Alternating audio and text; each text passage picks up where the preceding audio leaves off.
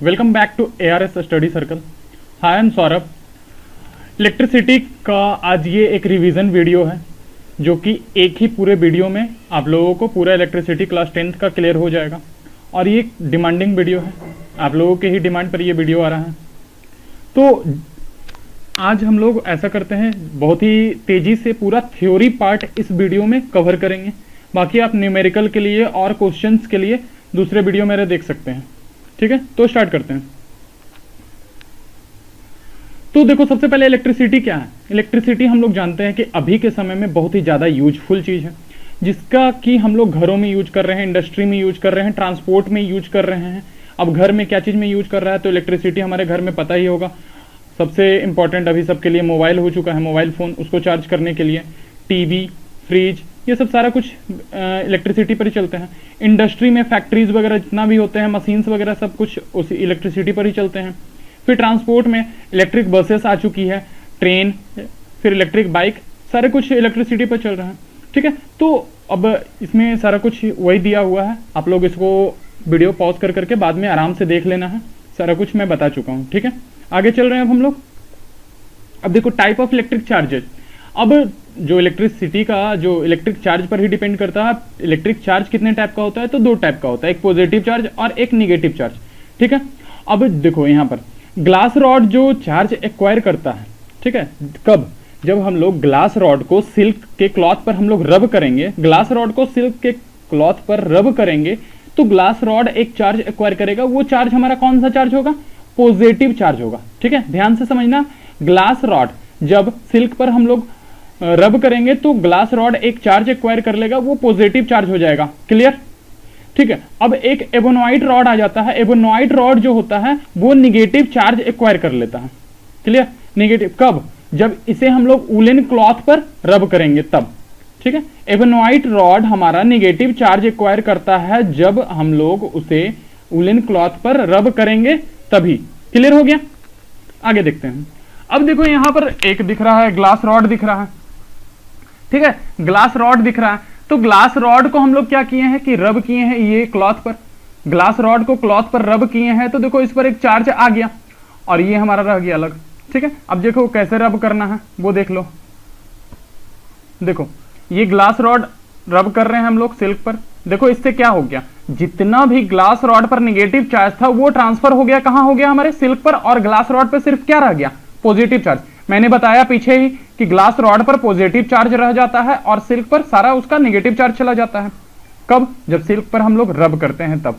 यहां देखो, देखो क्या था, ग्लास रॉड पर, सॉरी, ग्लास रॉड पर देखो पॉजिटिव, यहां देखो ग्लास रॉड पर क्या बोल रहा है, पॉजिटिव चार्ज बोल रहा है ना। ग्लास रॉड पर पॉजिटिव चार्ज बोल रहा है, ग्लास रॉड पर पॉजिटिव चार्ज हो रहा है जब सिल्क पर रब कर रहे हैं। तो यहां समझ में आ गया कैसे ये रब कर रहा था, कैसे ये रब कर रहा था। एक बार और देख लो, इसका देखना, निगेटिव चार्ज ट्रांसफर हो जाएगा सिल्क पर। हो गया? क्लियर है? आगे बढ़ते हैं। अब ये हमारा एक एबोनॉइड रॉड है जो कि एनिमल के फर पर, एनिमल फर मतलब कि क्या, ऊल कह सकते हैं ना, ऊल भी तो एनिमल फर से ही मिलता है हमारा। तो एबोनॉइड रॉड को हम लोग रब कर रहे हैं किस पर, एनिमल के फर पर। तो क्या हो जा रहा है वो देख लो, क्या हो जा रहा है, ध्यान से देखना। एबोनॉइड रॉड को रब करेंगे, दिख रहा है, रब किए एबोनॉइड रॉड, इस पर क्या आ गया, नेगेटिव चार्ज ज्यादा आ गया, इसका नेगेटिव चार्ज इस पर से चला गया। फिर से देख लो, देखना क्लॉथ का नेगेटिव चार्ज एबोनॉइड रॉड पर आ रहा है, दिख रहा है ना गौर से। तो क्लियर हो गया। एबोनॉइड रॉड क्या होता है ये भी जान लो। एबोनॉइड रॉड एक वल्कनाइज्ड रबर का रॉड बना होता है, वल्कनाइज्ड रबर का ही रॉड बना होता है। ठीक है ना, रबर का रॉड बना होता है जो कि वल्कनाइज्ड रॉड होता है। आगे बढ़ रहे हैं हम लोग। वल्कनाइज्ड रॉड मतलब कि ज्वालामुखी के द्वारा जो वल्कनों से मिल रहा है। ठीक है, आगे बढ़ रहे हैं हम लोग। अब देखो क्या बोल रहा है, इलेक्ट्रिसिटी में जो अपोजिट चार्ज या अनलाइक चार्ज है अट्रैक्ट करता है एक दूसरे को। अच्छे से मालूम है, पॉजिटिव और निगेटिव, पॉजिटिव, सॉरी,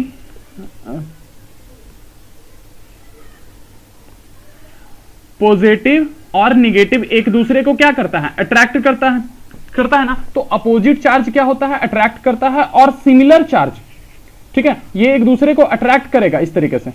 और जब सिमिलर चार्ज आ जाएगा ना, पॉजिटिव पॉजिटिव, तो क्या होगा, ये भागेगा इधर और ये इधर, या फिर निगेटिव रहेगा और निगेटिव रहेगा, तो ये भी अपोजिट डायरेक्शन में जाएगा।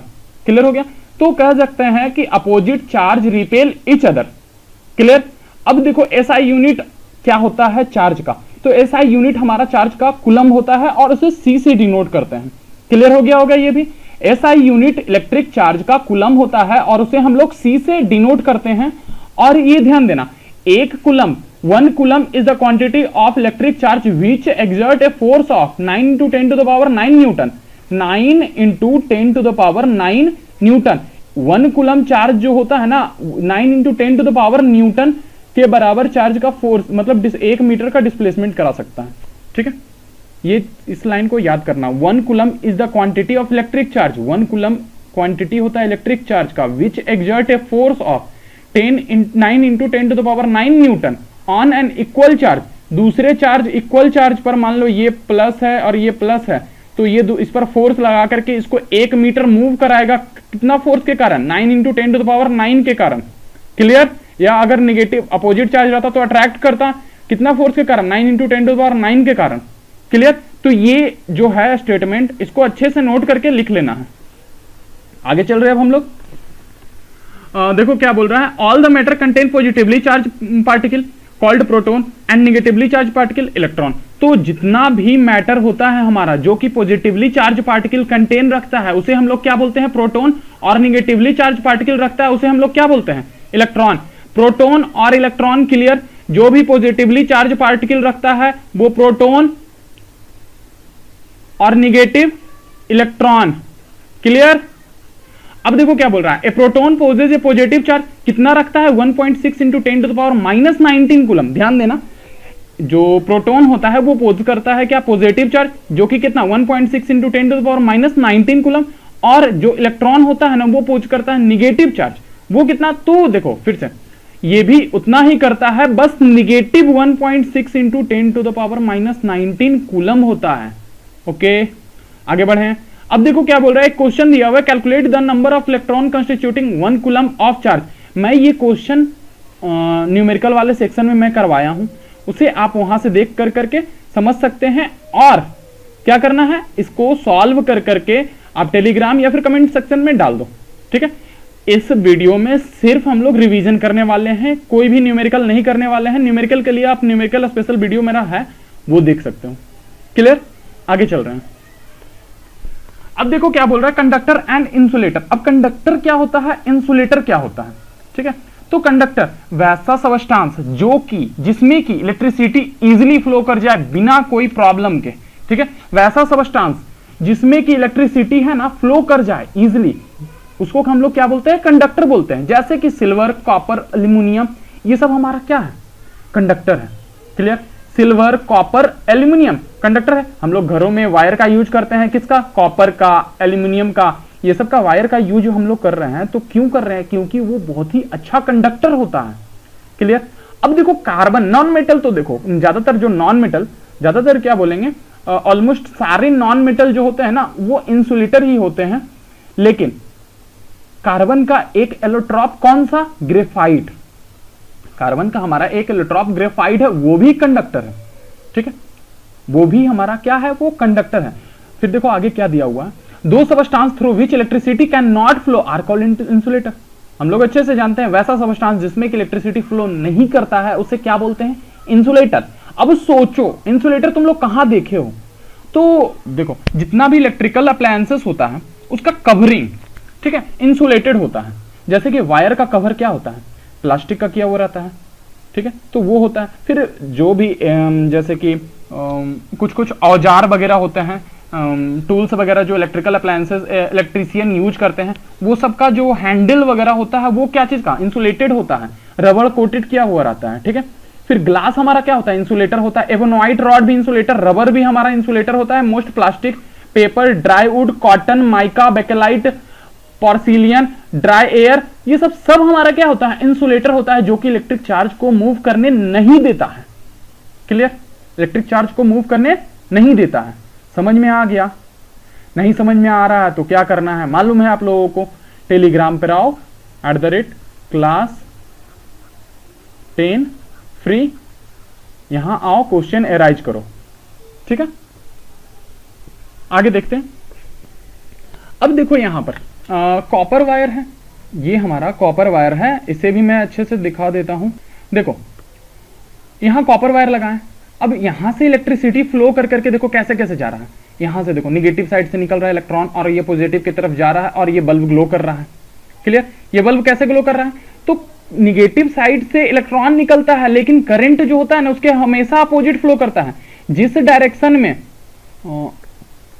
डायरेक्शन में इलेक्ट्रॉन जाता है उसके अपोजिट में करंट फ्लो करता है। क्लियर है, ये फिर से देख लो, देखना समझ में आएगा। ये कॉपर वायर लगाया मैं, कॉपर वायर लगाने के बाद देखो यहां पर क्या हो रहा है कि निगेटिव साइड से इलेक्ट्रॉन निकल करके ये फ्लो कर रहा है और फिर करंट क्या होगा, इसके अपोजिट चलेगा। पॉजिटिव साइड से करंट, जिस डायरेक्शन में इलेक्ट्रॉन मूव करता है उसके अपोजिट में करंट मूव करता है। क्लियर, क्लियर है। अब यहां देखो एक इंसुलेटर के केस में, इंसुलेटर जब हम लोग लगा दिए हैं तो क्या यहां बल्ब जल रहा है, बल्ब यहां देखो नहीं जल रहा है, क्योंकि इंसुलेटर है। इंसुलेटर का काम क्या होता है, करंट फ्लो करने नहीं देना है, चार्ज को मूव करने नहीं देना है, इंसुलेटर का यही काम होता है। क्लियर हो गया होगा ये भी। चलो आगे चलते हैं अब हम लोग। अब देखो क्या है इसमें, देखो अब जितना भी कंडक्टर होता है ना वो मेटल ही होता है, लेकिन अब डिपेंड करता है कि किसका इलेक्ट्रॉन कितना, मतलब न्यूक्लियस के रिगार्डिंग कितना वो एटम के क्लोज होता है, उस सब पे डिपेंड करता है। अगर जिसके पास ज़्यादा ही फ्री इलेक्ट्रॉन्स होते हैं, वो आसानी से मूव कर जाते हैं, तो वो ज़्यादा ही अच्छा कंडक्टर हो जाता है। ठीक है, तो these electron are free, called free electron, free electron बोलते हैं। जो कि इजिली फ्लो करने वाला इलेक्ट्रॉन रहता है उसे हम लोग फ्री इलेक्ट्रॉन बोलते हैं। And can move from one atom to another, और एक एटम से दूसरे एटम में throughout the conductor, easily हमारे कंडक्टर में। जैसे कि देखो ये वायर है, वायर में इलेक्ट्रॉन इसका मान लो कि फ्री है इसका इलेक्ट्रॉन, तो ये मूव करेगा। ठीक है, ये इलेक्ट्रॉन मूव करेगा कब, जब ये हमारा कंडक्टर रहेगा, तभी कंडक्टर रहेगा तो मूव करेगा। क्लियर, और जो प्रेजेंस होता है फ्री इलेक्ट्रॉन का वो हमारा बताता है कि कंडक्टर है, मतलब कि ये प्रेजेंस फ्री इलेक्ट्रॉन कब दिखाएगा, जब कंडक्टर रहेगा तभी ये रहेगा, अदरवाइज ये नहीं रहेगा। क्लियर, जब ये कंडक्टर रहेगा तभी ये इलेक्ट्रॉन फ्री मिलेगा, अदरवाइज ये फ्री हमारा नहीं रहेगा। क्लियर है ना। अब देखो आगे क्या बोल रहा है। अब इंसुलेटर है हमारा, वो स्ट्रांगली हैंड, देखो उसका जो इलेक्ट्रॉन होता है ना वो न्यूक्लियस के साथ बहुत ही टाइटली पैक्ड होता है। ठीक है, उसमें फ्री इलेक्ट्रॉन होता ही नहीं है। वो क्या होता है, उसका इलेक्ट्रॉन जो होता है न्यूक्लियस के साथ बहुत ही ज्यादा टाइटली पैक्ड होता है, जिसके कारण हम लोग कह सकते हैं कि उसके पास कोई फ्री इलेक्ट्रॉन नहीं रहता है।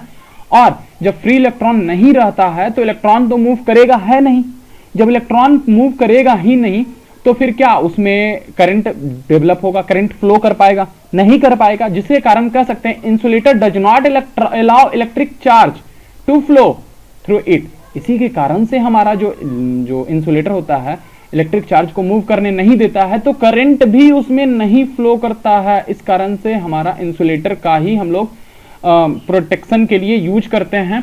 ठीक है, समझ में आ गया। तो आगे चल रहे हैं अब हम लोग। देखो आगे क्या है, इलेक्ट्रिसिटी को क्लासिफाई किया गया है दो पार्ट में, स्टैटिक इलेक्ट्रिसिटी और करंट इलेक्ट्रिसिटी। अब देखो स्टैटिक इलेक्ट्रिसिटी हम लोगों को ज्यादा पढ़ना नहीं है, करंट इलेक्ट्रिसिटी मेनली हमारा ये चैप्टर है करंट इलेक्ट्रिसिटी ही। स्टैटिक इलेक्ट्रिसिटी को हम लोग बेसिक समझ लेते हैं, जैसे कि अभी देखो हम लोग रॉड वाला केस समझे थे, कौन सा एवनॉइट रॉड और ग्लास रॉड, उसमें जो चार्जेज का ट्रांसफर देखे थे, तो वो सब हमारा स्टैटिक इलेक्ट्रिसिटी का पार्ट आता है। उसके बाद हमारा जो थंडरिंग होता है, लाइटनिंग होता है, तो लाइटनिंग जो होता है ना वो भी हमारा रेनी सीजन में जो लाइटनिंग होता है वो भी हमारा स्टैटिक इलेक्ट्रिसिटी का ही पार्ट होता है। क्लियर, तो आगे चल रहे हैं अब हम लोग। देखो अब हमारा करंट इलेक्ट्रिसिटी मेनली यही पढ़ना है, एक्चुअल में चैप्टर यहीं से स्टार्ट है। तो करंट इलेक्ट्रिसिटी जो है वो किसके कारण होता है, तो मैंने बताया क्या, देखो एक वायर है, फ्री इलेक्ट्रॉन है, ठीक है, फ्री इलेक्ट्रॉन है। अब ये जो इलेक्ट्रॉन है मूव कर रहा है इधर, तो हमारा करंट किधर जाएगा, तो अपोजिट डायरेक्शन में जाएगा। ठीक है, करंट जो होगा हमारा अपोजिट डायरेक्शन में, जिस डायरेक्शन में इलेक्ट्रॉन मूव करेगा उसके अपोजिट में करंट मूव करेगा। क्लियर है, तो करंट इलेक्ट्रिसिटी यहां पर क्लियर हो रहा है।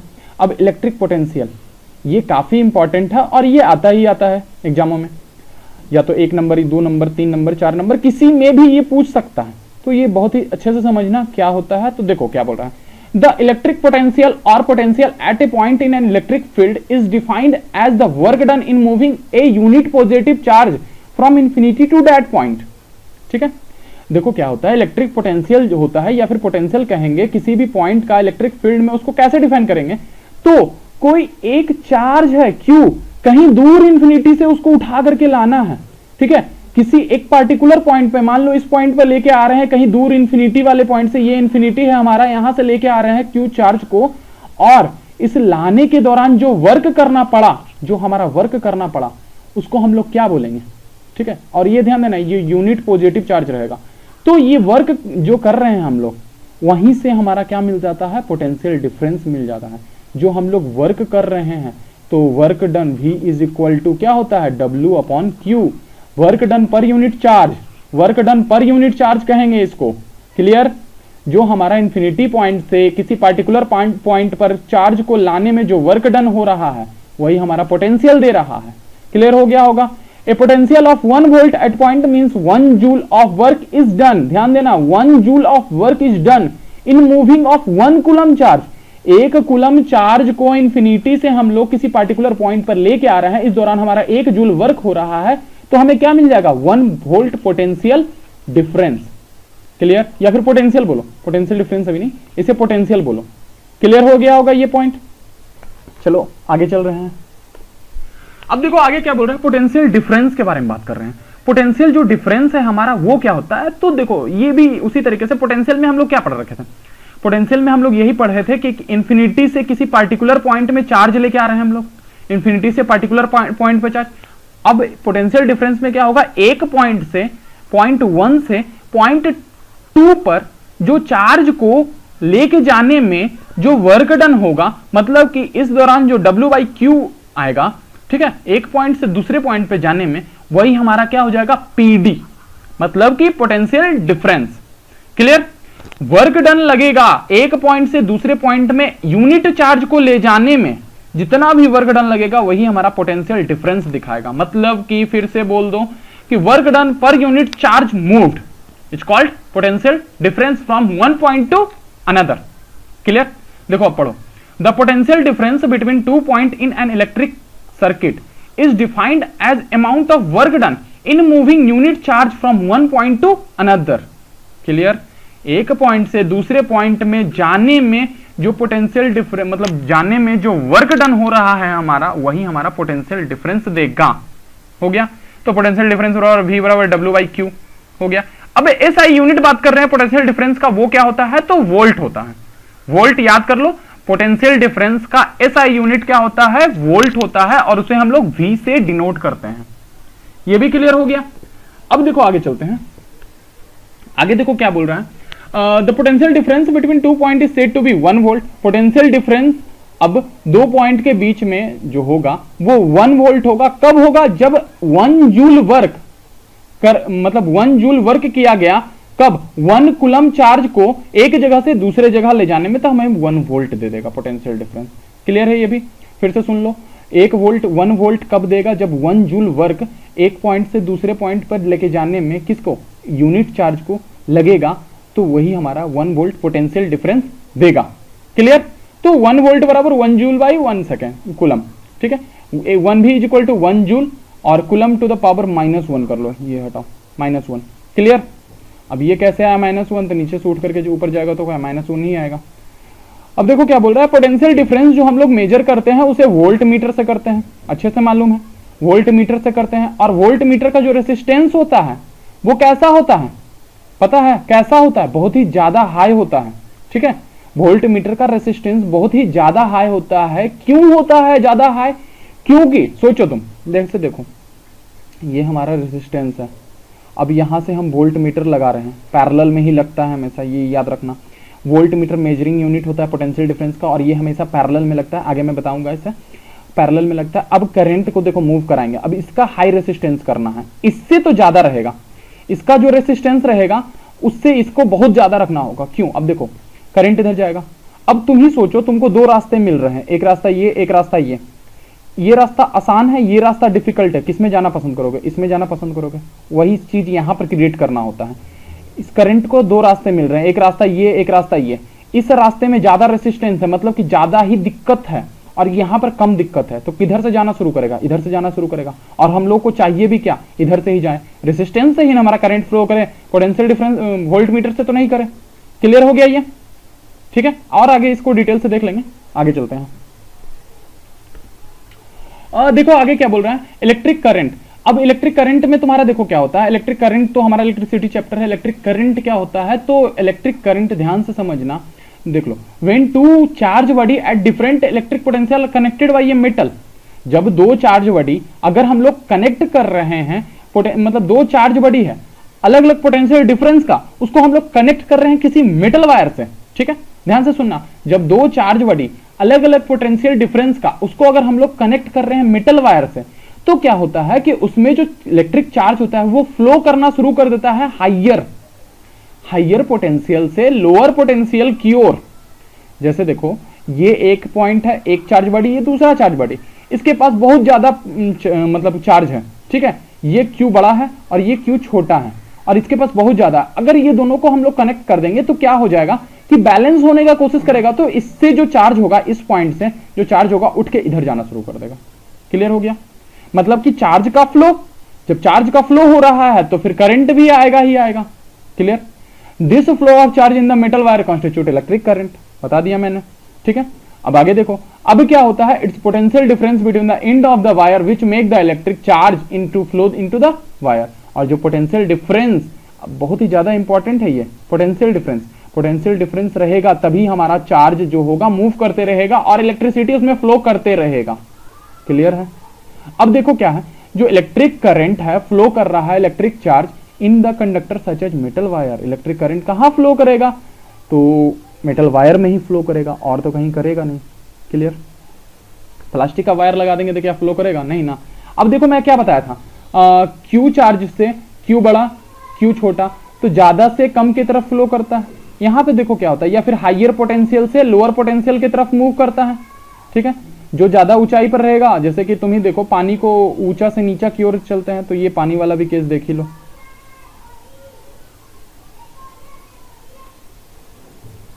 देखो यहां क्या है, पानी तो अभी देखो फ्लो नहीं कर रहा था, लेकिन अचानक से इसे ऊंचा किए तो ये पानी यहां से फ्लो करना, अब ये दोनों कब तक फ्लो होगा, ये फिर बॉल का देख लो एग्जांपल, बॉल को ऊपर से नीचे कर रहे हैं तो हाइयर पोटेंशियल से नीचे लोअर पोटेंशियल। उसी तरीके से यहाँ देखो बैटरी वाला, ये यहाँ से फ्लो, मतलब यहाँ से चार्ज फ्लो करेगा और इधर जाएगा, करंट इधर जाएगा। क्लियर, तभी ये जल जाएगा। तो ये हमारा क्या होगा, पोटेंशियल जो जनरेट कराने का कोशिश करेगा ये, ठीक है। ये जो है ये सेल, इसे सेल बोल दो, या पोटेंशियल डिफरेंस जनरेट करने के लिए हम लोग सेल का यूज करते हैं, वही चीज है। क्लियर, आगे चल रहे हैं हम लोग।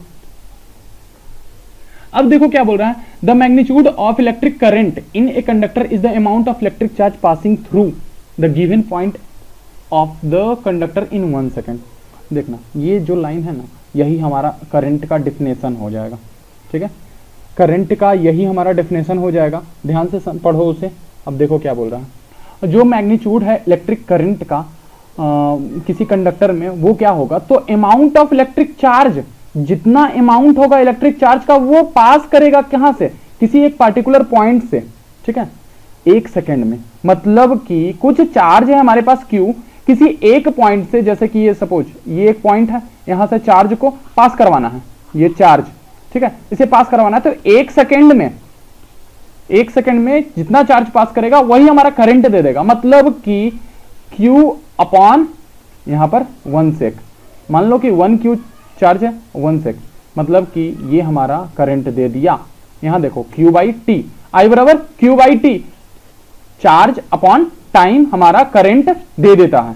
क्लियर, अब वही चीज है यहां पर बता रहा है, Q कूलम चार्ज है, अगर फ्लो कर रहा है किसी कंडक्टर में और वो टाइम लग रहा है T सेकंड तक फ्लो कर रहा है, तो हमारा क्या मिल जाएगा, I से मिल जाएगा, जो कि इलेक्ट्रिक करंट है Q बाई टी। क्लियर, अब SI यूनिट के बारे में बात करते हैं इलेक्ट्रिक करंट का, तो एम्पियर होता है, जो कि डिनोट करते हैं A से। 1 एम्पियर बराबर 1 coulomb upon 1 second, 1 coulomb upon 1 second होता है SI यूनिट कूलम का। कूलम का SI यूनिट याद कर लेना, 1 coulomb is equal 1 ampere is equal to 1 coulomb पर सेकेंड। क्लियर, ये उसी का बता रहा है, इसी को वर्ड में, ये जो लिखा हूँ मैं उसी को वर्ड में है। When 1 coulomb of charge flow through any cross section of conductor in 1 second the electric current flowing through it is said to be 1 ampere. ठीक है, 1 एम्पियर का डेफिनेशन भी इस तरह से तुम लिख सकते हो, इसे भी लिख सकते हो 1 एम्पियर का डेफिनेशन। ठीक है, अब आगे चल रहे हैं हम लोग। तो देखो आगे क्या बोल रहा है, the small quantity of current are expressed in the unit of millimeter. अब देखो क्या होता है, हमारा जो करंट होता है वो एम्पियर में होता है। ठीक है, अब कब ये मिली एम्पियर में भी डिनोट करते हैं, जैसे 1 M A milli ampere, milli centi decigram deca hecto kilogram, ये सब मालूम ही होगा। तो मिली मतलब कि अगर इसको एम्पियर में बदलोगे तो कितना आ जाएगा, 10⁻³ एम्पियर। ठीक है, ये समझ में नहीं आया तो देखो कैसे होगा, मिली सेंटी डेसी और फिर ampere, milli ampere, centi ampere, deci ampere और सिंपल एम्पियर। मतलब ये कितना है छोटा, तो 3 टाइम छोटा है, जिसके कारण -3 लगा दिए। ठीक है, अब फिर माइक्रो एम्पियर का बात हो रहा है, तो और ऊपर चले जाते हैं, ये याद कर लो, micro ampere 1 micro ampere is equal to 10⁻⁻6 ampere होता है। क्लियर, ये याद कर लो। उसके बाद फिर क्या बोल रहा है, करंट इज मेजर्ड इन, हाँ तो ये करंट मेजरिंग इंस्ट्रूमेंट जो होता है हमारा आम मीटर होता है। करंट जिससे हम लोग मेजर करते हैं वो डिवाइस को बोलते हैं आम मीटर, और आम मीटर हमेशा सीरीज में लगाया जाता है। आम मीटर को हम लोग कहाँ लगाते हैं, सीरीज में। ठीक है, तभी ये करंट मेजर कर सकता है। क्लियर है, और इसका रेसिस्टेंस कैसा होगा, लो रेसिस्टेंस होता है। वोल्ट मीटर में याद होगा ना कैसा होता था, हाई रेसिस्टेंस होता था, और सीरीज आम मीटर में लो रेसिस्टेंस होता है, लो रेसिस्टेंस होता है, और ये हमेशा सीरीज में लगता है, और वोल्ट मीटर हमेशा पैरेलल में लगता था। क्लियर है, आगे चल रहे हैं। अब एक फिर से न्यूमेरिकल आ गया है, ये सब न्यूमेरिकल है जो कि स्पेशल वीडियोज वगैरह में चला चुका हूँ, न्यूमेरिकल को वहां देख लेना। अभी इस वीडियो में सिर्फ हम लोग थ्योरी के बारे में बात करेंगे, जो कि जल्दी से रिवीजन हो जाएगा, तो आप लोगों के लिए भी अच्छा रहेगा, ज्यादा वीडियो लेंदी नहीं होगा। आगे चल रहे हैं। अब देखो बोल रहा है how to get a continuous flow of electric current. अब हम लोग को continuous flow of electric current कैसे मिलेगा, कैसे हम लोग कंटिन्यूअस फ्लो कर सकते हैं इलेक्ट्रिक करंट का। तो देखो मैं बताया था क्या कि वहां पर किसी हाल में पोटेंशियल डिफरेंस जनरेट कराना होता है। ठीक है, जब हम लोग पोटेंशियल डिफरेंस किसी सर्किट में जनरेट करा देते हैं, किसी सर्किट में हम लोग पोटेंशियल डिफरेंस जनरेट करा देते हैं, तो वहां करंट इजीली फ्लो करते रहता है। क्योंकि क्या होता है, पोटेंशियल डिफरेंस में चार्ज का मूवमेंट होते रहता है। जब चार्ज का मूवमेंट होते रहता है तो हमारा क्या होता है, करंट भी फ्लो करते रहता है। क्लियर, अब देखो क्या बोल रहा है यहाँ पर, वही सारा कुछ लिखा हुआ है। It is due to the potential difference between 2 point that electric current flow through them. अब हम लोग पोटेंशियल डिफरेंस जनरेट कराने के लिए हम लोगों को बैटरी चाहिए होता है, तो सिंपली हम लोग बहुत ही आसानी से बैटरी अवेलेबल कर सकते हैं मार्केट से, उसे हम लोग कनेक्ट कर देते हैं। जैसे कि टॉर्च वगैरह में क्या होता है, बल्ब जलाने के लिए टॉर्च का हम लोग क्या करते हैं, बैटरी को ला करके उसमें से कनेक्ट कर देते हैं, सेल को ला करके कनेक्ट कर देते हैं, जो कि पोटेंशियल डिफरेंस जनरेट करा देता है, जिसके कारण उसका जो बल्ब रहता है वो इजिली जल जाता है। क्लियर, समझ में आ गया होगा। तो ये लाइन को तुम लोग अच्छे से आराम से पढ़ लेना, सारा कुछ यही दिया हुआ है, इतना टेंशन लेने का बात नहीं है। ये सब नोट्स बनाने के लिए मैंने इतना लिखा रखा है, आप लोग अच्छे से नोट्स इसका बनाओ, समझ में आएगा, और दिक्कत होता है तो पूछना।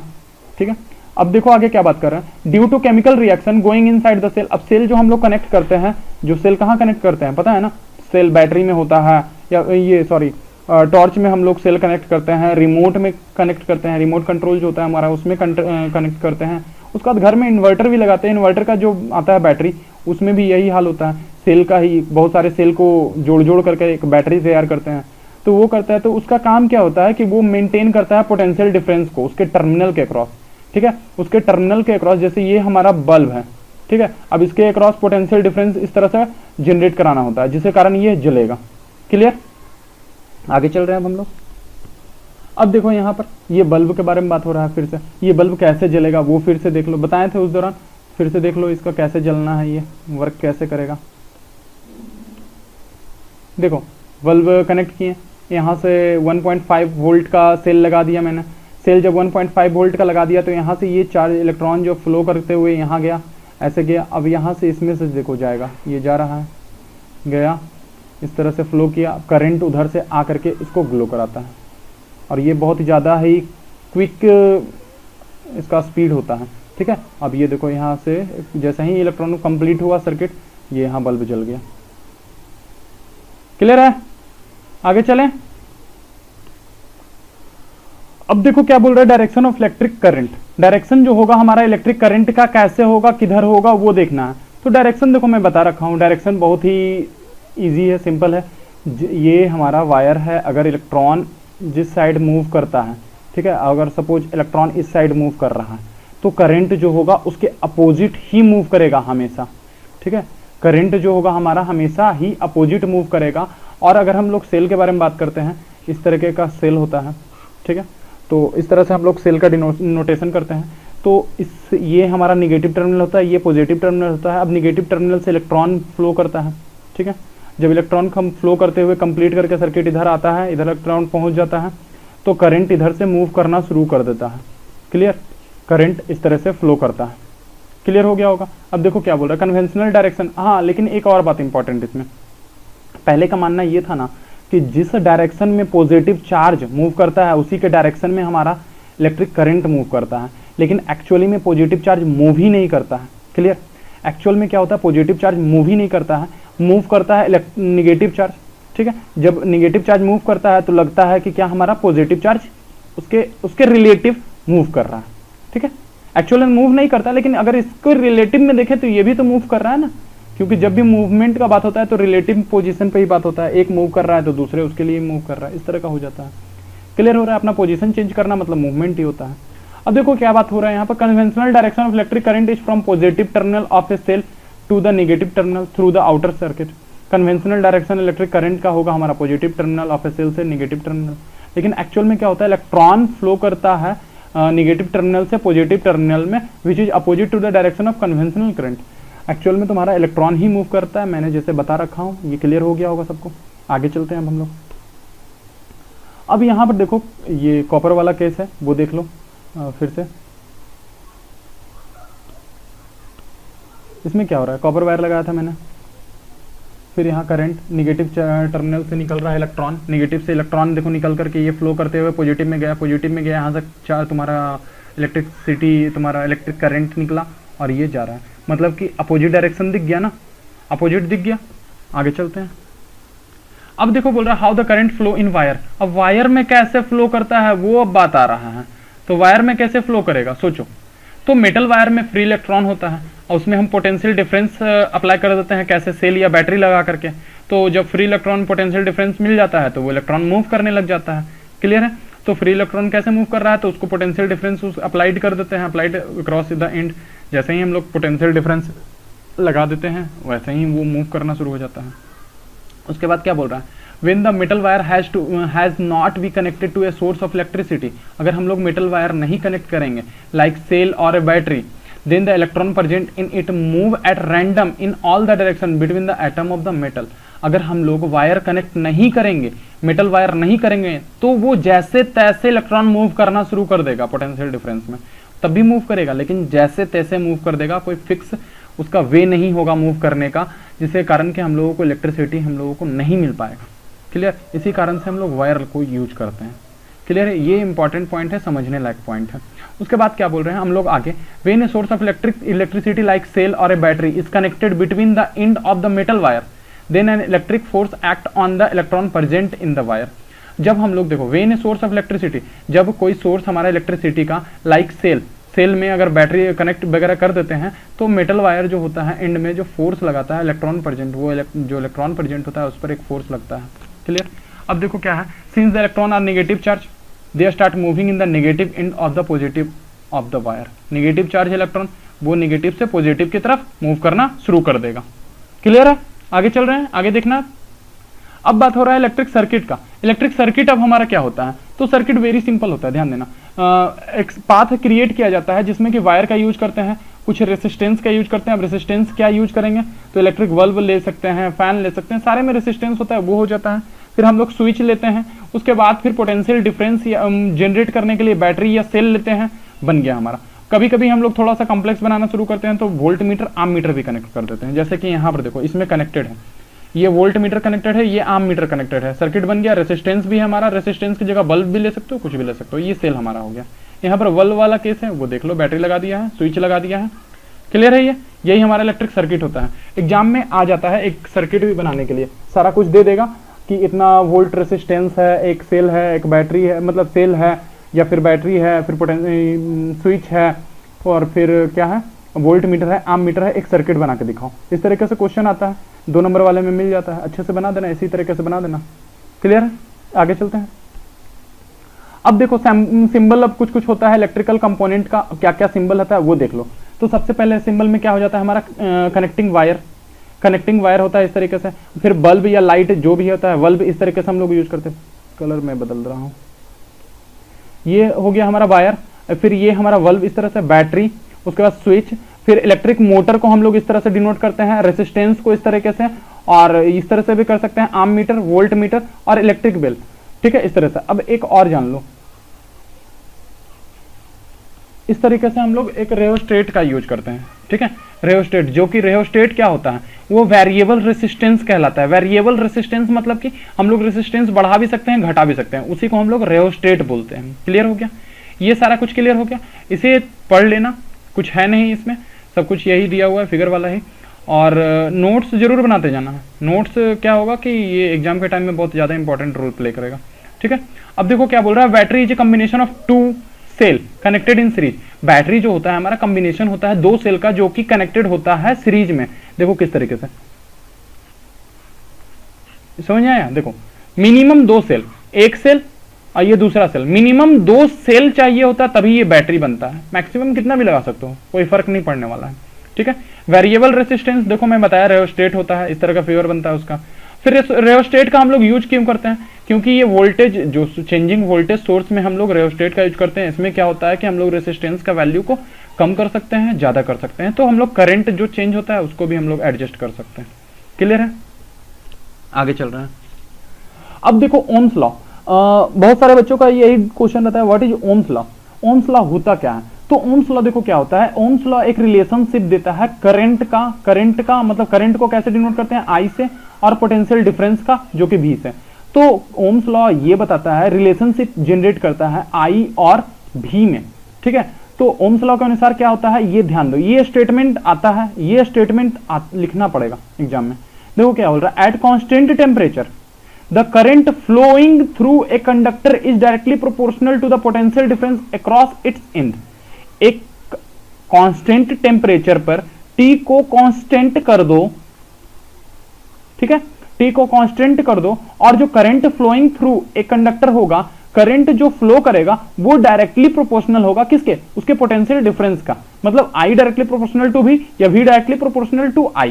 क्लियर? तो V directly proportional to I होगा। अब जब ये प्रोपोर्शनलिटी हम लोग हटाएंगे तो क्या होगा, तो इक्वलिटी लाएंगे और R लेके आएंगे। ठीक है, ये इक्वल और R लेके आएंगे। क्लियर हो गया? प्रोपोर्शनलिटी हटाने के कारण ये इक्वल आया और ये R आया। तो हम लोग फॉर्मूला याद कर लो, V is equal to IR।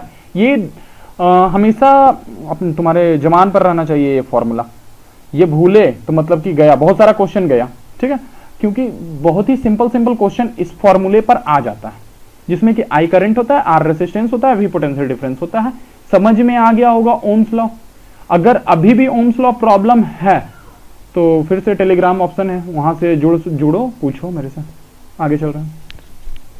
अब देखो क्या बोल रहा है, जो रेशियो है हमारा पोटेंशियल डिफरेंस का अप्लाई कर रहे हैं between the end of the conductor and the current flowing through it is called the resistance. Resistance क्या होता है, जो रेशियो है हमारा पोटेंशियल डिफरेंस का, ठीक है, और करंट फ्लो कर रहा है जो उस सर्किट में, ठीक है, वही हमारा क्या होता है, रेजिस्टेंस होता है। क्लियर? तो रेजिस्टेंस का ये भी एक डेफिनेशन हो सकता है। क्लियर है? अब देखो फिर से, ये current is directly proportional to potential difference. Current तुम्हारा डायरेक्टली प्रोपोर्शनल है पोटेंशियल डिफरेंस का, और current is inversely proportional to resistance. और कह सकते हैं करंट, देखो यहां से इनवर्सली है, current is inversely proportional to resistance, ये भी हो गया। अब रेसिस्टेंस ऑफ ए कंडक्टर पे बात कर लेते हैं थोड़ा सा। तो रेसिस्टेंस क्या होता है, रेसिस्टेंस किसको बोलते हैं, जैसे कि फ्रिक्शन पढ़े होगे 9th में, वही उसी को रिलेट कर लो यहाँ रेसिस्टेंस से। जैसे कि हम लोगों को रोड पर चलने के लिए जो फ्रिक्शन का जरूरत होता है, अगर ज्यादा फ्रिक्शन हो जाता तो हम लोग चल भी नहीं पाते, या फिर व्हीकल चला रहे हैं, गाड़ी चला रहे हैं, जो भी चला रहे हैं, अगर ज्यादा फ्रिक्शन होता है तो बहुत ही दिक्कत होता है। उसी तरीके से रेसिस्टेंस भी वही काम करता है, एक सपोर्ट प्रोवाइड करता है करंट को फ्लो कराने में। अगर रेसिस्टेंस 0 हो जाएगा तो फिर वहाँ करंट का कोई मतलब ही नहीं बन जाता है। अगर रेसिस्टेंस हम लोग क्यों लगाते हैं, क्योंकि बल्ब वगैरह होता है, फैन वगैरह होता है, ये सारा कुछ रेसिस्टेंस कंटेन किया होता है। अगर रेसिस्टेंस ज़्यादा हो जाएगा तो वहाँ पर इलेक्ट्रिसिटी का कंजम्पशन ज़्यादा हो जाएगा। ठीक है, रेसिस्टेंस अगर ज़्यादा हो जाएगा तो इलेक्ट्रिसिटी का कंजम्पशन ज़्यादा हो जाएगा। रेसिस्टेंस के लिए ये फॉर्मूला याद कर लो, और एक मिलेगा रेसिस्टेंस का फॉर्मूला, वो मैं आगे बताऊंगा, ठीक है। रेसिस्टेंस का ये फॉर्मूला अच्छे से याद कर लो, वही है V = IR, ओम्स लॉ। आगे चल रहे हैं। अब देखो क्या हो रहा है, जो रेसिस्टेंस है वो किस पर डिपेंड करता है। तो देखो ये बहुत ही इंपॉर्टेंट क्वेश्चन है, ये पूछा जाता है, ये स्टार मार्क डाल लो, ये इंपॉर्टेंट क्वेश्चन है। रेसिस्टेंस जो होता है कंडक्टर पर डिपेंड करता है, लेकिन क्या चीज पर डिपेंड करता है? उसके लेंथ पर, उसके थिकनेस पर, उसके नेचर ऑफ मटेरियल पर, और उसके टेम्परेचर पर। समझ में आया? लेंथ पर डिपेंड करता है, थिकनेस पर डिपेंड करता है, और नेचर ऑफ मटेरियल पर डिपेंड करता है, और टेम्परेचर पर डिपेंड करता है। इसी पर तुम्हारा क्या होता है, रेसिस्टेंस डिपेंड करता है। उसके बाद हम बात कर रहे हैं अब क्या, अगर हमारे पास लॉन्ग वायर है, ठीक है, और एक शॉर्ट वायर है, तो किसके पास ज्यादा रेसिस्टेंस होगा? सोचने वाली बात है, ठीक है। तो लॉन्ग वायर है उसमें ज्यादा रेसिस्टेंस होगा, और शॉर्ट वायर में कम रेसिस्टेंस होगा। अब सोच रहे होगे मैं ये क्या कैसे बोल दिया, तो वो देखो अभी देखते जाओ, पता चल जाएगा, ठीक है। लॉन्ग वायर में क्यों ज्यादा रेसिस्टेंस होता है, शॉर्ट वायर में क्यों कम होता है, वो सब पता चल जाएगा। उसके बाद देखो, अब बात कर रहे हैं थिकनेस। थिक वायर के पास लेस रेसिस्टेंस होता है, जबकि थिन वायर के पास ज्यादा रेसिस्टेंस होता है। फिर से एक अजीब सा टर्म आ गया, अब ये क्या है वो भी देख लो आगे। जस्ट टेम्परेचर अगर हम लोग राइज कर देंगे वायर का, तो इंक्रीज करने के कारण रेसिस्टेंस भी हमारा इंक्रीज कर जाएगा। ध्यान देना, टी अगर इंक्रीज कर रहे हैं तो रेसिस्टेंस भी इंक्रीज कर जाएगा। ये एक याद करने वाला टर्म है, इसे याद कर लो। बाकी ये दोनों तो मैं समझाता हूं अच्छे से। अब रेसिस्टेंस का सिंबल क्या होता है? ओमेगा। सिंबल जो होता है हमारा ओमेगा होता है, या फिर ओम भी बोलते हैं, OHM, ठीक है, इस तरीके से। अब 1 ओम को डिफाइन करने के लिए आ जाएगा, तो ये भी एक इंपॉर्टेंट है।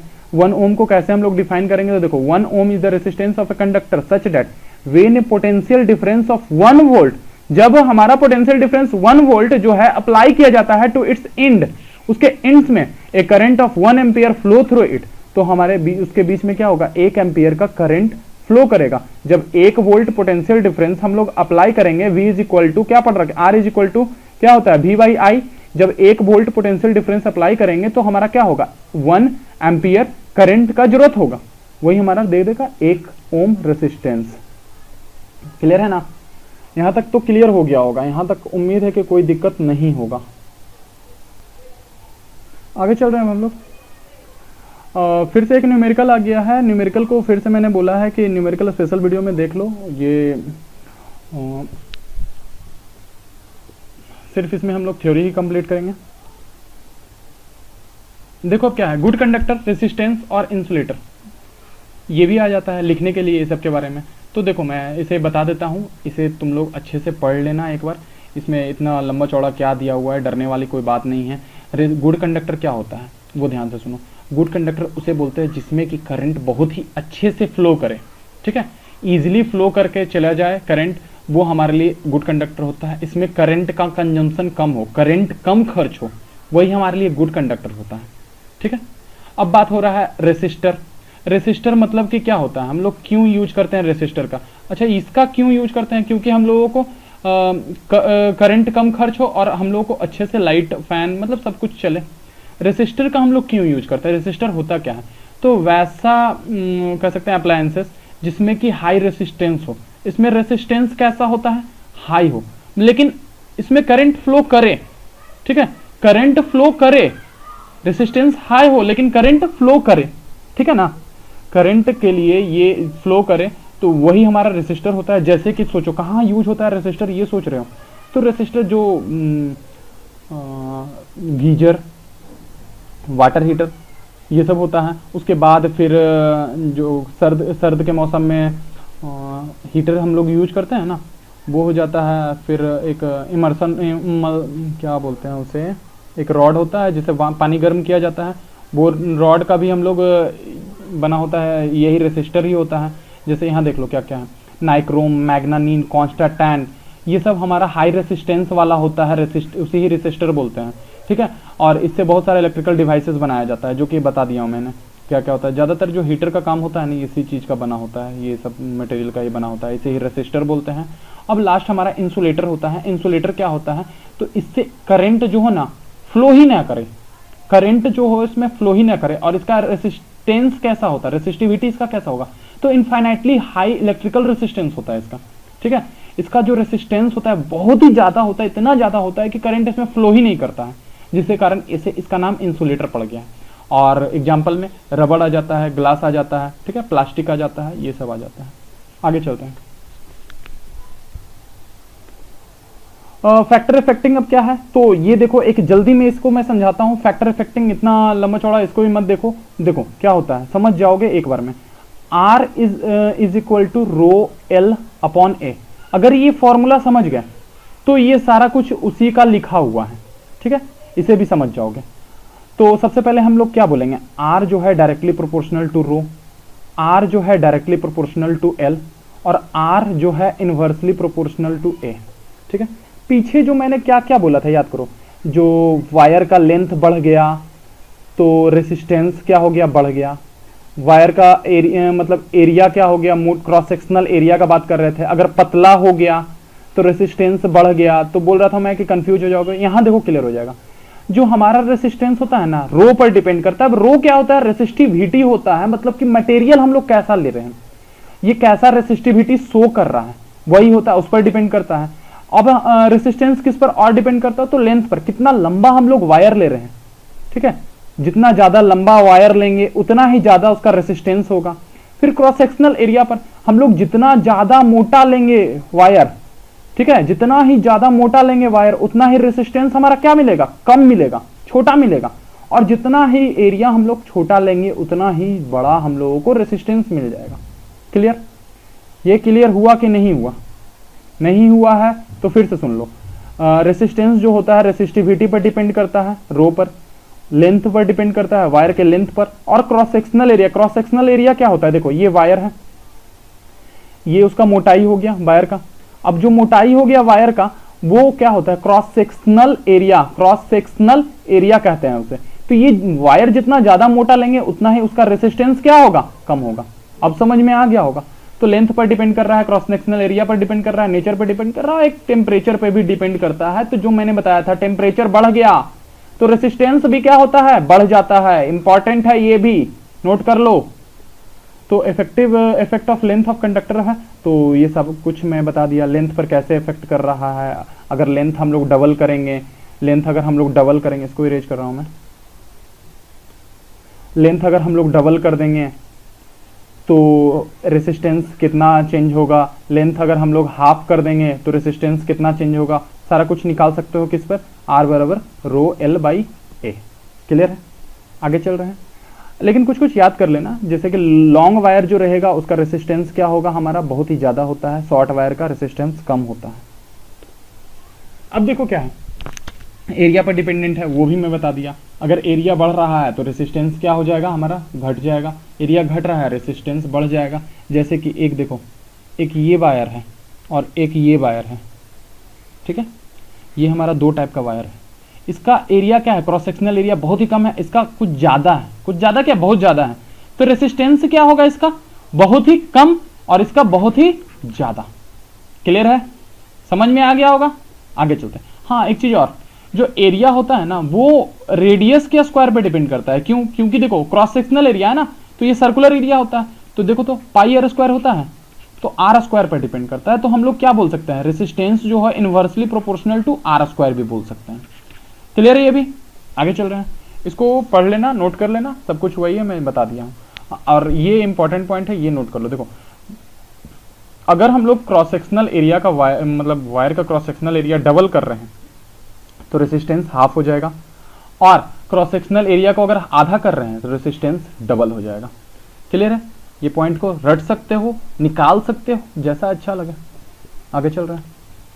Effect of the nature of material. Nature में बताया था, अगर हम लोग कॉपर वायर ले रहे हैं, एल्यूमिनियम वायर ले रहे हैं, कौन ज्यादा अच्छा होगा, तो जिसका रेसिस्टिविटी लो होगा वही ज्यादा हमारा अच्छा हो जाएगा। तो कॉपर का ऑब्वियसली लो होता है। फिर हम लोग और क्या कर लेंगे, किसी और मेटल का वायर लेकर के हम लोग चेक कर लेंगे, जैसे कि लोहा का चेक कर लेंगे, तो उसका कुछ ज्यादा ही रेसिस्टिविटी हो जाता है, तो वो दिक्कत वाली बात है। ठीक है, इसी कारण से ज्यादातर जो अच्छे जो घर का अपना वायरिंग कराते हैं तो वो लोग ज़्यादातर कोशिश करते हैं कि कॉपर वायर यूज करें, अच्छा तार यूज करें, अच्छा वायर यूज कर करके एक बार फ्री होना चाहते हैं हर चीज़ से। क्लियर? आगे चल रहे हैं अब हम लोग। टेम्परेचर मैंने बता दिया कि टेम्परेचर अगर बढ़ता है तो रेसिस्टेंस बढ़ता है, टेम्परेचर घटता है रेसिस्टेंस घटता है। लेकिन इसमें भी एक्सेप्शन है।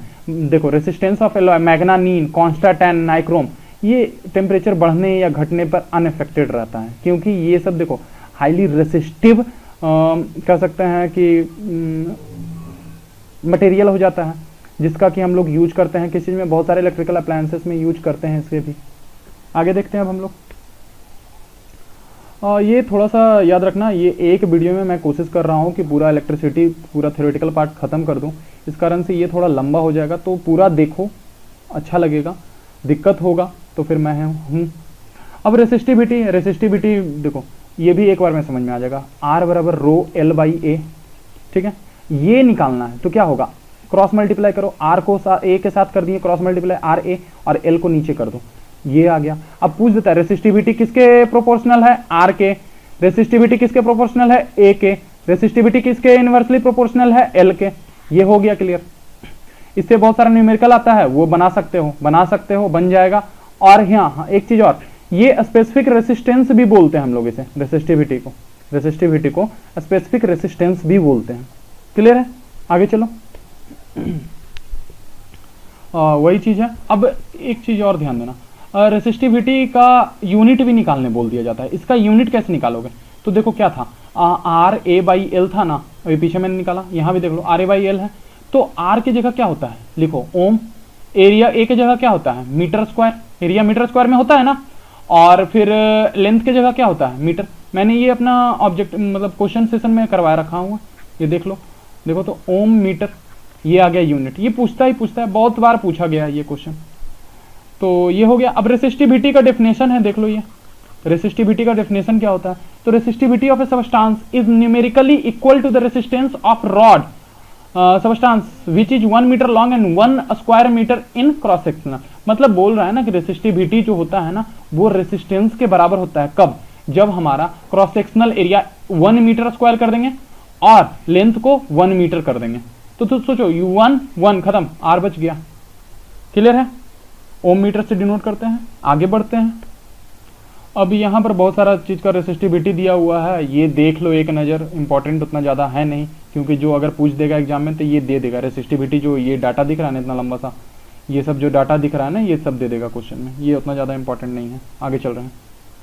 अब देखो, सिल्वर मेटल जो होता है हमारा सबसे अच्छा कंडक्टर होता है, लेकिन हम लोग इसका यूज नहीं करते हैं वायरिंग के लिए, क्योंकि ये बहुत ही ज़्यादा कॉस्टली होता है। लोगों के यहाँ सिल्वर पैर में पहनने के लिए यूज मिल नहीं पाता है बहुत लोगों को। ये वायरिंग कैसे करेंगे सोच लो, तो ये काफ़ी कॉस्टली पड़ जाता है। इस कारण से हम लोग सिल्वर वायर को यूज ना कर करके हम लोग किसका, कॉपर या एल्युमिनियम वायर का हम लोग यूज करते हैं। लेकिन इसका भी कम है, कॉपर या एल्युमिनियम वायर का भी रेसिस्टिविटी क्या होता है, कम होता है। लेकिन इसके सिल्वर के कंपेरेटिव में ज़्यादा होता है। क्लियर है, हाँ। तो अब आगे चल रहे हैं हम लोग, देख लो आगे क्या है। ये सब पढ़ लेना, बहुत ज़्यादा दिक्कत वाला चीज़ नहीं है। बस ये एक इंपॉर्टेंट पॉइंट है, रेसिस्टिविटी ऑफ मैग्नानीन जो है ना, एलॉय है किसका, कॉपर और मैग्नीज और निकल का। ये तीन का मिला करके मैग्नानीन बनाया है। तो ये तीन मिला करके मैग्नानीन बनाया है, जो कि पता है क्या, इसका रेसिस्टिविटी जो है ना 25 गुना ज़्यादा हो जा रहा है। किससे, कॉपर से। कॉपर का रेसिस्टिविटी कम हो रहा है, लेकिन उसी के साथ ये मिला करके एलॉय जो बना दिया ना, इसका रेसिस्टिविटी 25 टाइम ज़्यादा बढ़ जा रहा है, 25 टाइम्स ज़्यादा बढ़ जा रहा है, सोच लो। और रेसिस्टिविटी ऑफ कॉन्स्टेंटाइन जो कि कॉपर का एलॉय है निकल के साथ मिला करके, ये 30 टाइम बढ़ जा रहा है ज़्यादा। तो कह सकते हैं कि ये जो पेरेंट एलिमेंट है उस पर डिपेंडेंट नहीं रहता है, क्योंकि पेरेंट एलिमेंट जो हमारा इसका कॉपर है उसका तो रेसिस्टिविटी लो है, लेकिन जो एलॉय बन गया उसका रेसिस्टिविटी हाई है, तो उस पर डिपेंडेंट नहीं होता है। आगे चल रहे हैं। अब फिर से ये लंबा चौड़ा है, तो ये हीटिंग के बारे में बात कर रहा है। हीटिंग में क्या होता है, देखो हम लोग घर में बहुत सारा हीटिंग एलिमेंट के लिए हम लोग यूज करते हैं। क्या क्या यूज करते हैं वो देख लो। जैसे कि टोस्टर वगैरह यूज होता है, टोस्टर होता है, फिर आयरन होता है, फिर इमर्सन रॉड होता है, फिर तुम्हारा हीटर होता है, वो सब यूज होता है। तो वो सब किस पर डिपेंड करता है, तो देखो रेसिस्टिविटी ऑफ एलॉय जो होता है ना, ये सबसे पहले बात तो वो सब जगहों पर एलॉय का यूज करते हैं, डायरेक्ट मेटल यूज नहीं करते हैं, क्योंकि जो एलॉय का रेसिस्टिविटी होता है ना काफ़ी हाई होता है प्योर मेटल के कंपेरेटिव में। ठीक है, एलॉय का जो रेसिस्टिविटी होता है काफ़ी ज़्यादा होता है प्योर मेटल के कंपेरेटिव में, जिस कारण से हम लोग एलॉय का यूज करते हैं। और एलॉय जो होता है ना ऑक्सीडेशन भी नहीं होता है, मतलब कि उसमें ऑक्सीडाइज वो जल्दी उस पर रस्ट नहीं लगता है, काफ़ी समय तक चलता है। टेम्परेचर ज़्यादा भी हाई रहे या कम भी रहे तब तुम्हारा हाँ, तो बात कर रहे थे यहाँ पर ऑक्सीडेशन जो होता है नहीं होता है और हाई टेम्परेचर पर ये जलता भी नहीं है। ठीक है, नाइक्रोम वायर का हम लोग यूज करते हैं हीटिंग एलिमेंट में। कहाँ कहाँ यूज करते हैं? इलेक्ट्रिक केटल, टोस्टर, ये सब मैं बता दिया हूँ, सारा कुछ वैसा ही कुछ है। ये भी देख लो ना, नाइक्रोम वायर के बारे में बात कर रहा हूँ, ये सब ज़्यादा कुछ है नहीं। नाइक्रोम वायर को जो जैसे कि देख लो, नाइक्रोम वायर रेड हो जाता है जब उससे इलेक्ट्रिसिटी पास कराया जाता है ना, इलेक्ट्रिसिटी जब पास कराया जाता है उसका हाई रेसिस्टेंस होने के कारण वो रेड हो जाता है और फिर ये लेकिन टूटता नहीं है। ठीक है, पिघलता भी नहीं है क्योंकि इसका रेसिस्टिविटी हाई होता है, मेल्टिंग पॉइंट भी काफ़ी ज़्यादा हाई हो जाता है। ठीक है, और ऑक्सीडेशन भी नहीं होता है इसका ज़्यादा टेम्परेचर के कारण। ठीक है, ये रेड हॉट रहता है और टूटता भी नहीं है जल्दी, ये सब मैं बता दिया हूँ। ठीक है, और हाँ एक ये इंपॉर्टेंट है, resistivity of semi conductor like silicon, germanium, ये सब कंडक्टर एंड इंसुलेटर का रेसिस्टिविटी जो होता है सेमी कंडक्टर का, सिलिकॉन, ये दोनों का मेटल और नॉन मेटल के बीच में आ जाता है रेसिस्टिविटी। जैसे ये इसका जैसा नेचर है, सिलिकॉन और जर्मेनियम मेटलॉइड होता है, तो इसका रेसिस्टिविटी भी क्या होता है, ये दोनों के बीच में ही आता है, इंसुलेटर और कंडक्टर के बीच वाला ही रहता है। अब कॉम्बिनेशन ऑफ रेसिस्टेंस के बारे में बात कर रहे हैं, तो कॉम्बिनेशन देखो कहाँ कहाँ क्यों जरूरी होता है, तो वो तो ज़्यादा ज़रूरी नहीं है जानना, लेकिन मैं बता देता हूँ। क्योंकि देखो कॉम्बिनेशन जो होता है हमारा जरूरी जानना इसलिए ज़रूरी है क्योंकि देखो अगर हम लोग सीरीज में कॉम्बिनेशन कर देते हैं किसी चीज़ को, जैसे बहुत सारे अप्लायंसेस को सीरीज में कंबाइन कर देंगे तो क्या हो जाएगा सोचो, तो एक ही स्विच रह जाएगा, और पैरेलल में करेंगे तो अलग अलग स्विच, तो कंट्रोल करने में इजी होता है, बहुत सारा चांसेस होता है, केसेस होता है, इस कारण से हम लोग सीरीज और पैरेलल का यूज करते हैं। तो बारी बारी से देख लेते हैं हम लोग क्यों और कैसे। अब देखो सीरीज में, अगर हम लोग सीरीज में रेसिस्टेंस को यूज कर रहे हैं तो सीरीज में हो जाने के कारण क्या होता है, रेसिस्टेंस बढ़ जाता है, बहुत ज़्यादा बढ़ जाता है, क्योंकि सीरीज में आने के कारण जुड़ता है, वो आगे देख लेते हैं जस्ट। और पैरेलल में रेसिस्टेंस घटता है। ठीक है, पैरेलल में जो होता है ना रेसिस्टेंस, इंडिविजुअल जो रेसिस्टेंस होता है ना, इंडिविजुअल जो रेसिस्टेंस होगा आर इक्विवेलेंट, पैरेलल वाले केस में आर इक्विवेलेंट पी जो होता है कम आता है आर इंडिविजुअल से, और इसमें क्या होता है आर इक्विवेलेंट सीरीज जो होता है ना इसमें ज़्यादा आता है आर इंडिविजुअल से। समझ में आ गया? चलो अब देख लेते हैं सीरीज पैरेलल क्या होता है। तो देखो यहाँ पर ये जो रेसिस्टेंस दिख रहा है,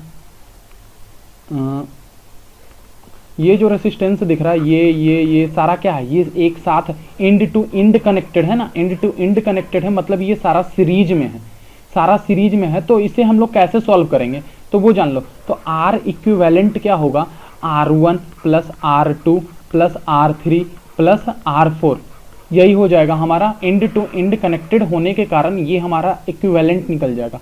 इसे दिमाग में सेट कर लो, यही इंपॉर्टेंट है हमारा। सीरीज में कॉम्बिनेशन कैसे करना होता है, R1 plus R2 plus R3 plus R4। अब ये हमारा पैरेलल है। ठीक है, पैरेलल में क्या होता है, इसमें देखो क्या होता है, एक ही सोर्स, मतलब ये सब इस तरह से सोर्स से कनेक्टेड होता है ना, और इसमें क्या होता है सब पहले आपस में पैरेलली कनेक्टेड है। देखो तो ये एक दूसरे के पैरेलल ही एक दूसरे के पैरेलल है। ठीक है, अब ये कैसे होता है वो जानना जरूरी होता है, तो वो देख लेते हैं, आगे देख लेते हैं इसे। ये सीरीज वाला मैंने बता दिया, सीरीज में कैसे कर रहे हैं, तो ये मैंने अभी जस्ट बताया है कि क्यों करते हैं, कैसे करते हैं सब। अब इसका फॉर्मूला जो डेरिवेशन है वो मेरे मेन वीडियो में आप लोग जा करके देख सकते हैं। यहाँ पर मैं करूँगा अगर डेरिवेशन तो काफ़ी लंबा हो जाएगा। ठीक है, वो लिंक में मैं डिस्क्रिप्शन में डाल दूंगा, कहाँ मेरा सारा इलेक्ट्रिसिटी का मैं प्लेलिस्ट ही डाल दूंगा फिजिक्स का, वहाँ से आप लोग देख सकते हैं। ठीक है, आगे चलते हैं। अब देखो क्या है, नंबर ऑफ सीरीज में अगर हम लोग ज्वाइंट करेंगे तो क्या होगा, कैसे होगा, पोटेंशियल डिफरेंस क्या होगा। तो देखो सीरीज में पहले जान लो सब कुछ इसका। अब देखो यहाँ से एक कनेक्ट कर रहे हैं सोर्स से, अब इससे करंट जो फ्लो कर रहा है, ठीक है, करंट जो फ्लो कर रहा है सीरीज में क्या होता है, सब में करंट सेम जराता है। ठीक है, करंट सब में क्या हो जाता है, सेम हो जाता है, सेम करंट सेम होता है, लेकिन पोटेंशियल डिफरेंस क्या होता है ना, इसका अलग, इसका अलग और इसका अलग, यहाँ भी अलग, यहाँ भी अलग, यहाँ भी अलग, सब जगह पोटेंशियल डिफरेंस अलग अलग अलग मिलता है, लेकिन करंट हमारा सेम मिलता है। किस केस में, सीरीज कॉम्बिनेशन में। याद करना सीरीज कॉम्बिनेशन में करंट क्या होता है हमारा, सेम मिलता है, लेकिन पोटेंशियल डिफरेंस सबका अलग अलग अलग मिलता है। जितना रेसिस्टेंस रहेगा उतना ही अलग अलग मिलेगा।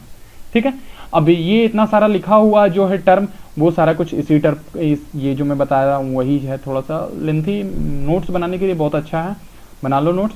समझने के लिए, एग्जाम में लिखने के लिए ये इस तरह से जरूर लिखें। समझने के लिए मैं जो समझा रहा हूँ वो समझ लो, लिखने के लिए यही तरीका अपनाना पड़ेगा एग्जाम में, इसी तरीके से लिखना होगा जैसे ये लिखा हुआ है। ठीक है, आगे चलते हैं हम लोग। ये डेरिवेशन है, कैसे कैसे आया है इसे देख लेना स्थिर से, मैं बता चुका हूँ। स्थिर से देख लेना एक बार, वीडियो पॉज कर कर करके अपना, जब खत्म हो जाएगा सेशन तब। अब देखो यहाँ पर क्या मैं बताना चाह रहा था कि सीरीज में मैंने बता दिया ना, R1 प्लस R2 हो जाता है, ठीक है। पैरेलल का अब बताना है, पैरेलल देख लेते हैं। ये क्वेश्चन है, इसमें बोल रहा है, चलो मैं इसे जल्दी से कर देता हूँ। 5 ओम रेसिस्टर, 8 ओम रेसिस्टर, 12 ओम, और सारे को सीरीज में बोल रहा है। तो सारे को सीरीज में है तो बताओ जल्दी से कितना हो जाएगा। 25 ओम आ जाएगा। 25 कैसे, तो देखो 12 प्लस 8 प्लस 5, 25 ओम आ गया। बस, बाकी ये क्वेश्चन बाद में आराम से देख लेना, बना लेना, बन जाएगा क्वेश्चन। मैं बस बताना चाह रहा था ये 3 को सीरीज में कैसे लाते हैं, ठीक है। अब पैरेलल कॉम्बिनेशन है, तो पैरेलल देखो कैसे होता है, याद रखना। यहाँ नहीं, ये सब रहने दो, ये पैरेलल का डेरिवेशन है। आगे चलो, इसको देख लेना वीडियो को पॉज कर करके। देखो यहाँ मैं बताता हूँ, जब इस तरीके से मान लो कि R1, R2, R3 तीन अलग अलग रेसिस्टेंस को पैरेलली कंबाइन किए हैं, तो हम लोग कैसे करेंगे, तो 1/R equivalent is equal to 1/R1 plus 1/R2 plus 1/R3, ठीक है। इस तरीके से हम लोग निकालेंगे। अब देखो सपोज हम चलो वैल्यू भी ले लेते हैं, 2, 4, 6, ठीक है। अब इसका इक्विवेलेंट निकालना है, तो कैसे निकालेंगे, 1/2 प्लस 1/4 प्लस 1/6, इसको एलसीएम ले लो, कितना आ जाएगा, 12 आ जाएगा। यहाँ 6 प्लस 3 प्लस 2, 11/12। क्या ये आया है आर इक्विवेलेंट? नहीं, ध्यान देना ये रेसिप्रोकल में है, तो आर इक्विवेलेंट बराबर कितना हो जाएगा, 12/11। तो सम कुछ 1 पॉइंट समथिंग में आएगा। अब देखो तो क्या इससे छोटा है, छोटा है, इससे भी छोटा है, इससे भी छोटा है, इससे भी छोटा है।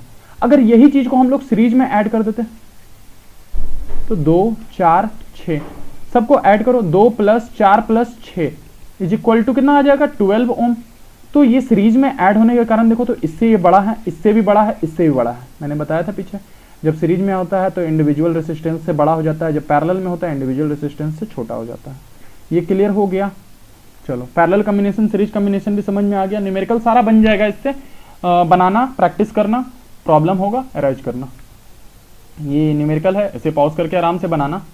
जितना भी न्यूमेरिकल है उसका कोशिश करो कि तुम लोग डिस्क्रिप्शन में मतलब कमेंट सेक्शन में जाकर के उसका आंसर दिया करो, या फिर टेलीग्राम में अपना आकर के सॉल्व करके दिखाया करो, अच्छा लगता है। अब देखो डोमेस्टिक इलेक्ट्रिकल सर्किट में बात करते हैं। डोमेस्टिक में हम लोग क्या यूज करते हैं, क्या हम लोग सीरीज यूज करते हैं या पैरेलल यूज करते हैं, वो देखना होता है। तो ध्यान देना, डोमेस्टिक में हम लोग देखो क्या करते हैं। सबसे पहले सीरीज के बारे में थोड़ा सा जान लो। दिवाली, फिर शादी समारोह जब होता है तो उसमें देखते होगे एक लरी लगता है, इस तरीके से। लरी समझते हो ना, वो डिस्को लाइट टाइप इस तरीके से रहता है, जो जगमग करते रहता है। तो वो सब लगाए जाते हैं। तो वो क्या पैरेलल होता है या सीरीज होता है, ये कभी ध्यान दिया हो तो याद आज से जान लो, वो सीरीज में होता है, ठीक है। सीरीज बल्ब भी उसे हम लोग बोलते हैं, तो सीरीज में होता है। अब सीरीज में क्यों, क्योंकि मान लो कि वो 50 बल्ब का एक सीरीज है, तो 50 बल्ब का एक सीरीज है, तो वो सीरीज में क्यों लगा रहे हैं, अलग अलग क्यों नहीं लगा रहे हैं। तो याद जान लो ये चीज कि अगर हम लोग अलग अलग लगाएंगे ना, तो इस बल्ब के लिए अलग स्विच देना होगा, इस बल्ब के लिए अलग, इस बल्ब के लिए अलग। सारे 50 बल्ब है तो 50 स्विच अलग अलग हम लोगों को देना होगा, जो कि मैनेज कर पाना मुश्किल है। थोड़ा कॉस्ट बढ़ जाएगा, थोड़ा क्या काफी ज्यादा कॉस्ट बढ़ जाएगा, जो कि कह सकते हैं बेकार ही है। इसी कारण से हम लोग सीरीज यूज करते हैं, ठीक है। अब किसी रूम है, ठीक है, 4 बल्ब है। अब 4 बल्ब है, क्या हम लोग रूम में सीरीज में आपस में बल्ब को कनेक्ट कर सकते हैं? यहाँ नहीं कर सकते, क्योंकि सोचो रूम का इस कॉर्नर में अगर हम बैठे हुए हैं, बाकी अगर हम लोग स्विच ऑन किए तो ये सारा बल्ब जल जाएगा अगर सीरीज में कनेक्ट कर देंगे तो, क्योंकि सीरीज में एक स्विच से होता है, पैरेलल में सबके लिए अलग अलग स्विच होता है, ठीक है। तो सारा, तो इतना दूर का इलेक्ट्रिसिटी ये सब बर्बाद हो रहा है। तो जिसके कारण हम लोग यहाँ जो हाउसेस में होते हैं वो पैरेलल कॉम्बिनेशन देते हैं, ठीक है। पैरेलल कॉम्बिनेशन देने के लिए क्या होता है कि अलग स्विच इसका, अलग स्विच इसका, अलग स्विच इसका, अलग स्विच इसका। जहां हम यहाँ अगर बैठे हुए हैं तो यहाँ का बल्ब जला सकते हैं, फैन जला सकते हैं, ये सब बंद पड़ा हुआ है, हमारा इलेक्ट्रिसिटी भी सेव होता है। समझ में आया? तो सीरीज हम लोग कहाँ यूज करते हैं, पैरेलल कॉम्बिनेशन हम लोग कहाँ यूज करते हैं, तो हम लोग घरों में अपना हमेशा पैरेलल कॉम्बिनेशन ही यूज करते हैं। क्लियर है? घरों में हम लोग पैरेलल कॉम्बिनेशन ही यूज करते हैं। अब घर में तुम लोग सीरीज बल्ब लगा लेना और बोलना सर हम लोग तो पैरेलल बोले आप करने के लिए, तो यहाँ पैरेलल क्यों नहीं कर सकते हैं? तो मैंने बताया ना, सीरीज बल्ब का अलग केस होता है, पैरेलल का अलग केस होता है। क्लियर है? आगे चल रहे हैं अब हम लोग। यहाँ देख लो, ये सीरीज में है, ये सीरीज में है, तीनों बल्ब है। अब सीरीज में तीनों बल्ब है तो इसे एक ही स्विच से कंट्रोल किया जा सकता है, और यहाँ पैरेलल में है तो यहाँ पर एक स्विच डाल देंगे, यहाँ पर एक स्विच डाल देंगे, ठीक है। तो क्या होगा, कनेक्ट जैसा ही होगा, ये स्विच कनेक्ट हुआ ये बल्ब जला, स्विच कनेक्ट हुआ ये जला, स्विच कनेक्ट हुआ ये जला। अगर हम लोगों को ये बंद करना होगा, स्विच ऑफ कर दो, ये बंद हो जाएगा, लेकिन ये दोनों तो चलते रहेगा क्योंकि सर्किट कंप्लीट हो रहा है। सर्किट कंप्लीट होना बहुत ही जरूरी है, याद रखना। ये फिर से देख लेना वीडियो पॉज कर करके, ये कुछ है नहीं, आगे चल रहे हैं, मैंने बता दिया सारा कुछ। अब डिसएडवांटेज है सीरीज का डोमेस्टिक के लिए, तो डिसएडवांटेज भी देखो जान लो, कुछ ज्यादा कुछ नहीं होता। अगर सीरीज में कोई एक बल्ब खराब हो जाएगा तो पूरा बल्ब सारा बंद हो जाएगा, ठीक है, क्योंकि वहां क्या हो जाता है, सर्किट हमारा ब्रेक कर जाता है। जब सर्किट ब्रेक कर जाता है तो फिर क्या हो जाता है कि आगे जो करंट है वो फ्लो नहीं कर पाता है। समझ में आ गया? करंट आगे फ्लो नहीं कर पाएगा तो आगे का बल्ब जल नहीं पाएगा। क्लियर है ना? अब फिर आगे बात कर रहे हैं, अब क्या है, सीरीज सर्किट जो होता है उसके लिए हर एक बल्ब के लिए अलग स्विच, जो कि काफी कॉस्टली पड़ जाएगा, जो कि बेरेबल नहीं हो पाएगा। और हाँ, एक चीज जो बताया था मैंने कि सीरीज बल्ब में क्या होता है, सबका अलग अलग वोल्टेज होता है, करंट सेम होता है, वोल्टेज अलग होता है, जिसके कारण यहाँ वोल्टेज सबका अलग हो जाएगा। तो उस ब्राइटनेस से बल्ब नहीं जल पाएगा जिस ब्राइटनेस से पैरेलल में जलता है। क्लियर हो गया सबको? क्लियर हो गया? क्लियर है? यहाँ आगे चलते हैं अब हम लोग। ये सब नोट्स जरूर बनाना, ये सबको एग्जाम के टाइम में काफी काम आएगा। पैरेलल कॉम्बिनेशन में क्यों करते हैं? क्योंकि देखो, सबसे पहले मैं बताया था, चार कोने में अगर हम लोग एक रूम बड़ा सा ले लिए, चार कोना है उसका, इस कॉर्नर इस कॉर्नर इस कॉर्नर, यहाँ पे बैठे हुए, ये सब इलेक्ट्रिसिटी, ये सब देखो, सबसे पहले तो इलेक्ट्रिसिटी सेव होता है, ठीक है। कंट्रोल करना, घर में कम डिवाइसेस होते हैं तो सबको सेपरेटली कंट्रोल कर सकते हैं। कोई एक डिवाइस खराब होता है तो बाकी सब तो दिक्कत नहीं होता, बाकी सबका तो हम लोग यूज कर सकते हैं पैरेलल कॉम्बिनेशन होने के कारण। और सबसे इंपॉर्टेंट बात यहाँ पर एक और है कि सबको 220 वोल्ट का पावर सप्लाई वोल्टेज मिल जाता है, ठीक है। 220 वोल्ट का सबको वोल्टेज मिल जाता है। और हाँ, एक और, रेसिस्टेंस पैरेलल में क्या हो जाता था, कम हो जाता है, जिससे कारण कि इलेक्ट्रिसिटी भी हमारा कम यूज होता है। रेसिस्टेंस कम, इलेक्ट्रिसिटी कम। क्लियर? आगे चलते हैं अब हम लोग। अब देखो, पावर आ जाता है। पावर होता है क्या, याद कर लो। पावर देखो, हम इसी में मैं सब कुछ बताने का कोशिश करता हूँ। सबसे पहले देखो, पावर जो होता है, वर्क डन पर यूनिट टाइम। तुम्हारे पास कितना पावर है ये पूछा जाता है, तो तुम कितना जल्दी काम कर लो, यही ना पावर होता है। तुम कितना जल्दी काम कर लोगे, वही तुम्हारा पावर दिख रहा है, तो वही है। वर्क डन पर यूनिट टाइम तुम्हारा पावर होता है। यूनिट ऑफ पावर क्या होता है, जूल होता है, याद कर लो, जूल होता है, ठीक है। यूनिट ऑफ पावर हमारा जूल होता है, sorry, unit of power joule नहीं, सॉरी, पावर बराबर क्या होता है, जूल पर सेकेंड, जूल पर सेक, ठीक है। वर्क का यूनिट जूल होता है, ठीक है, वर्क का यूनिट जूल होता है और टाइम का सेकेंड होता है। तो पावर का यूनिट क्या होता है, जूल पर सेकेंड होता है। अब इलेक्ट्रिसिटी में हम लोग बात करेंगे तो पावर के यूनिट वाट हो जाएगा, ठीक है। पावर का यूनिट क्या हो जाएगा, वाट हो जाएगा। जूल पर second is equal to watt. Clear है? आगे चलते हैं। अब देखो, यहां पर वो सारा कुछ है। अब यहां पर बात कर लो कि इलेक्ट्रिक पावर क्या होता है, तो इलेक्ट्रिक पावर का डेफिनेशन ये लिख सकते हो, मैंने बता दिया। इलेक्ट्रिक पावर का definition, rate at which electrical work is done at the rate which electrical energy is consumed. किस रेट में इलेक्ट्रिकल एनर्जी कंज्यूम हो रहा है, जिस रेट में तुम वर्क कर रहे हो टाइम के अनुसार, उस रेट में इलेक्ट्रिकल एनर्जी कंज्यूम हो रहा है, वही हमारा इलेक्ट्रिक पावर होता है। एसआई यूनिट जूल पर सेकेंड, ठीक है। अब देखो, 1 किलोवाट आता है तो 1000 वाट, 1 kW 1000 वाट है, ठीक है। अब घरों में हम लोग जो इलेक्ट्रिसिटी देखते होंगे आता है बिल, तो 1 किलोवाट आवर पे आता है। मतलब हम लोगों को क्या आता है, देखो क्या होता है, P is equal to W/T आता है। तो P इंटू टी मिलता है हम लोगों को, क्योंकि कितना एनर्जी, वर्क जो होता है हमारा एनर्जी के बराबर होता है ना, वर्क ही तो हमारा एनर्जी है।